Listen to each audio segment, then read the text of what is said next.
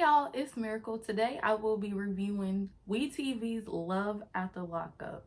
I got my notes, we got our show, and we gonna dive right into it because these notes were noting because these couples are a mess and they give us plenty to talk about. So, first couple we have is Deontay, who is 33, and Nicole, who is 23. She is in jail for armed robbery, and according to him, she is not materialistic, which I find stupid hard to believe because the first thing out of that woman's mouth when she called him was, "Do you have my money?" So I'm already knowing like how this situation is going between them two. They've been talking a year and a half.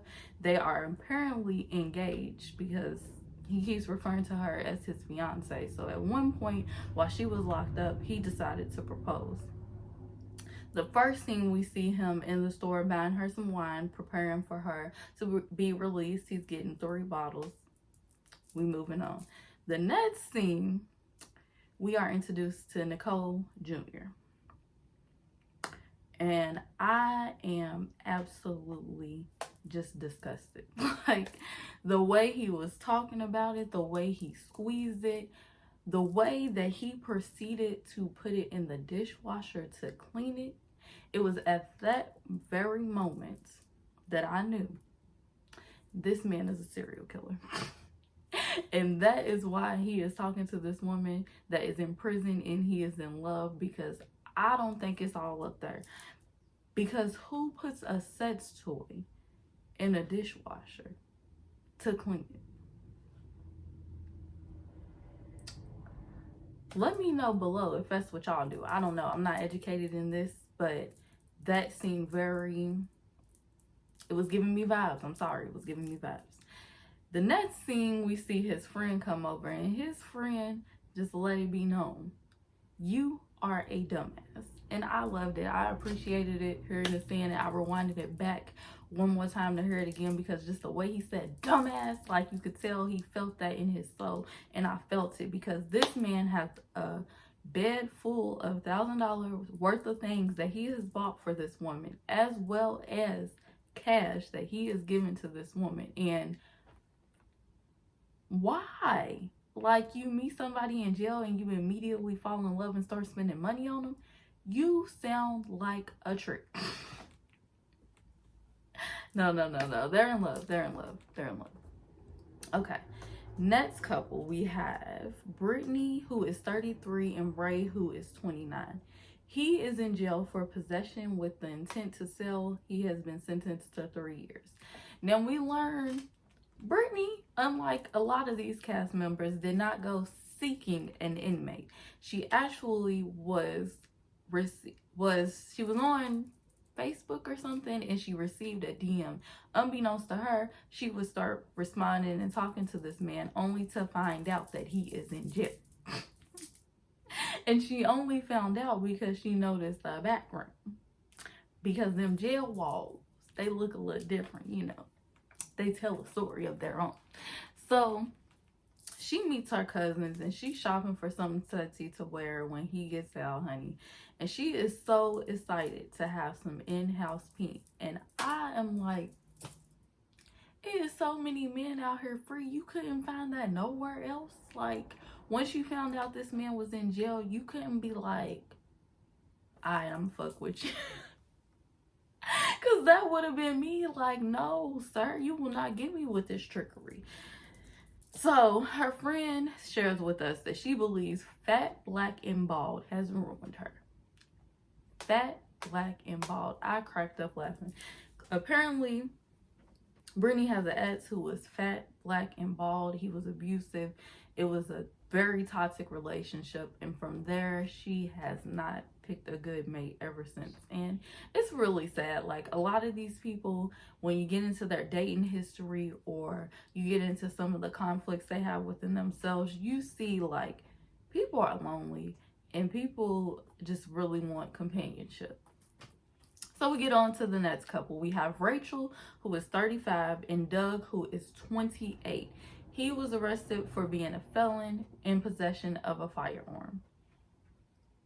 Now this girl right here, she was a Marine for 4 years. She is very cookie cutter, has never been in trouble, never even been in a situation where she could go to jail. Yet, sis keeps her a felon on deck, honey, because he's not the first one. She actually seeks men from a website for inmates looking for love. And Rachel believes that her third convict is going to be the charm. And, whew, I don't know. I don't know what to say. All I know is they've been dating for 10 months. They've been married for 4 months. Doug got controlling issues and he thinks he's running shit from jail. Rachel is head over heels in love, and I'm gonna let her have it because apparently Shawty want a thug. That's why she keeps going to these inmates. So the next couple, we have Courtney, who is 30, and Josh, who is 29. Now, Courtney seems very cool, very chill to start, and it immediately goes downhill. She shares with us that she is 30 years old and on her third marriage. 30 years old on her third marriage to an inmate. So then she decides to share with us the story of how he proposed. And this man got a portrait of her face tattooed on his arm with the words, "Will you marry me?"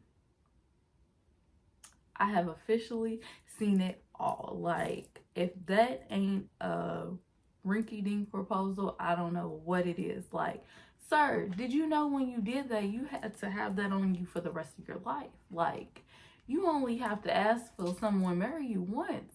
You didn't have to get anything permanent. But he did that. He did that. And apparently she loved it because she said yes. And just when I thought it couldn't get any more ghetto, we learned that they had a double proxy marriage, something that I've never even heard of, but apparently they got married and neither of them were even in attendance at their own wedding. All right. So I went from thinking like, okay, this woman has some screws loose, to learning she don't even have no screws at all. Like, they're not loose, they're just not there, honey, because sis is on probation for 2 years because she was a correctional officer when she fell in love with this man. Then she proceeds to say that she knew that it was a rule, but didn't know it was against the law.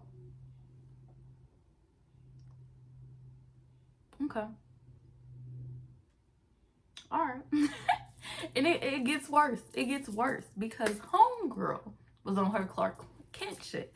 She thought all she needed to do was switch up her wigs and no one would ever notice that it was her. That was her disguise.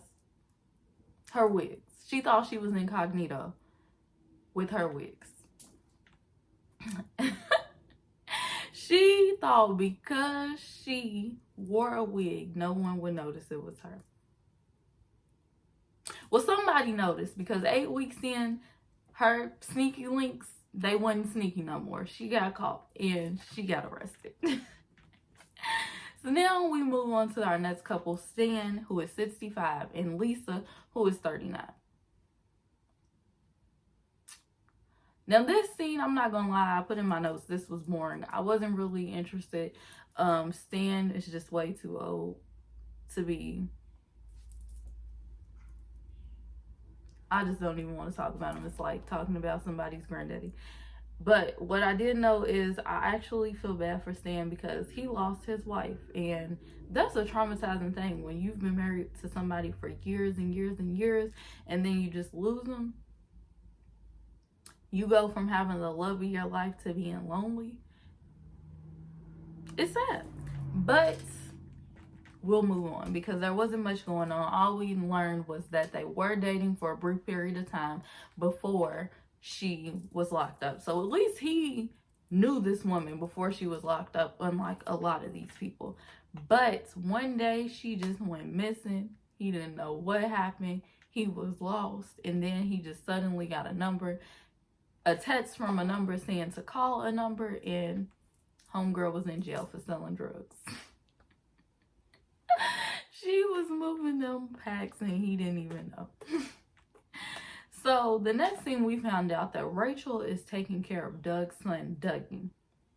Now, that leads me to believe that, okay, maybe they got married because he wanted her to be able to take care of his son, because apparently the baby mama has a really bad drug problem.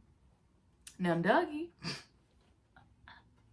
he came out swinging, literally. Like, he might have been my favorite person on this first episode because, honey, he let it be known when his daddy gets out, he wants all the smoke with him. Like, he wants him to run him his rounds. He wants that action with his daddy, and I'm here for it. So the next scene, we see Deontay talking with his mama and his little brother. His little brother, who, by the way, got a little bit more upstairs than him, because we learned that this is not the first inmate that he hasn't been involved with. In fact, the last inmate that he was involved with took all of his money, caused him to lose his car and his home, and forced him to have to move back in with his mama. So you lost it all, Deontay? You a whole life trick out here for real. You lost it all, sir. And you still did not learn your lesson, because you repeat in the same cycle, and you will be in your mama's basement by the end of this season. I'm gonna move on because Deontay got me tight. So the episode ends with Courtney's stupid ass getting in a pickle suit, a pickle costume, to go see this man get out of jail, Josh. I ain't even gonna get into it. It's the story behind it. They laugh every time some dill pickle, but stupid. I'm not getting in no damn pickle costume. Secondly, sis ain't even supposed to be on the prison ground. So once again, you out here breaking the rules that you don't know are against the law for this man. I can't. So that's the end of this episode. But I can tell you this. I don't have nothing else to say, but these people are going to be comedy this season. I saw the preview for the whole season, and honey, we are in for some mess. So the notes will be noting, I will be reviewing, and I hope y'all will be watching.